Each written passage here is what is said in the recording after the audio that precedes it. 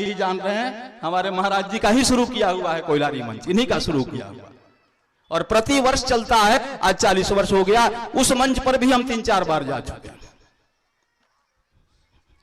तो ऐसा है कि आप स्वतः जागृत बने, स्वतः स्फूर्त बने। हम महात्मा संत यही कामना करते हैं और इसी कारण आपको जागृत करते हैं, चैतन्य करते हैं।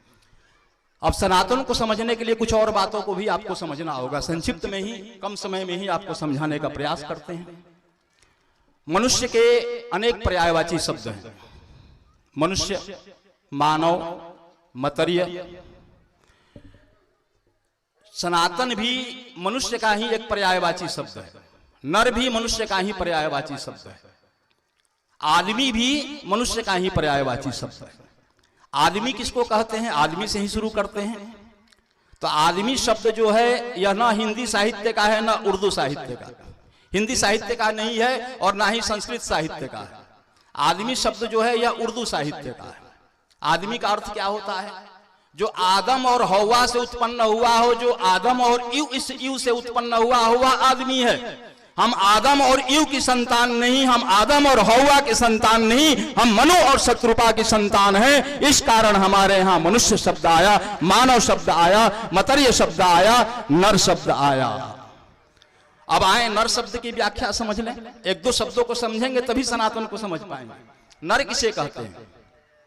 आज विश्व में जनसंख्या की गणना में नाम लिखवाने के लिए लगभग 9 अरब लोग हैं। पूरे विश्व की जनसंख्या 8.5 अरब तो कुछ साल पहले ही थी, अब 9 अरब को भी पार कर चुकी होगी। इतने लोग हैं रजिस्टर में नाम लिखवाने वाले। तो क्या सभी नर कहलाने का अधिकारी हैं?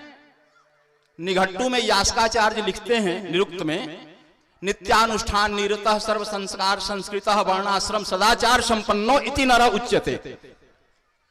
नर किसे कहते हैं? कहते हैं कि नित्यानुष्ठान निरतः, जो निरंतर शुभ कर्मों में प्रवृत्त रहता हो, शुभ कार्यों में लगा रहता हो, निरंतर उद्यमशील रहता हो, निरंतर गतिशील रहता हो। नित्यानुष्ठान निरतः सर्व संस्कार संस्कृत, जो सभी शुभ संस्कारों से, उत्तम संस्कारों से संपन्न हो, जिसके जन्म से लेकर के मृत्यु तक 16 संस्कार 1600 संस्कार संपन्न किए गए हों। नित्यानुष्ठान निरतः सर्व संस्कार संस्कृतः वर्ण आश्रम, हमारे यहाँ 4 वर्ण और 4 आश्रम बताए गए। ब्राह्मण, क्षत्रिय, वैश्य, शूद्र 4 वर्ण और ब्रह्मचर्य, गृहस्थ, वानप्रस्थ और संन्यास, यह 4 आश्रम है। कहा कि जो जिस वर्ण में उत्पन्न हुआ है अथवा जिस आश्रम में रहता है, अपने वर्ण और अपनी आश्रम की मर्यादा के अनुसार जो जीवन जीता है।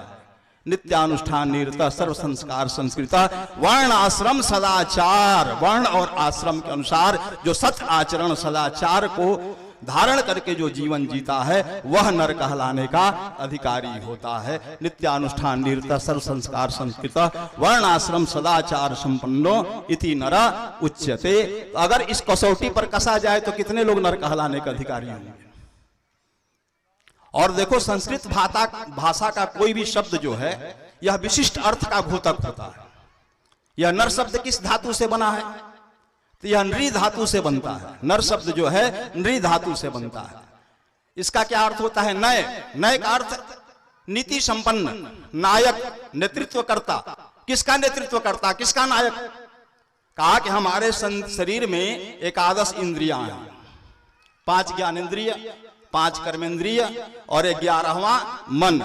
कहा कि जो इन 11 इंद्रियों का नेता हो, जो इन 11 इंद्रियों का नायक हो, जो इन एकादश इंद्रियों को जीत करके जितेंद्रिय बन गया हो, वह नर कहलाने का अधिकारी होता है।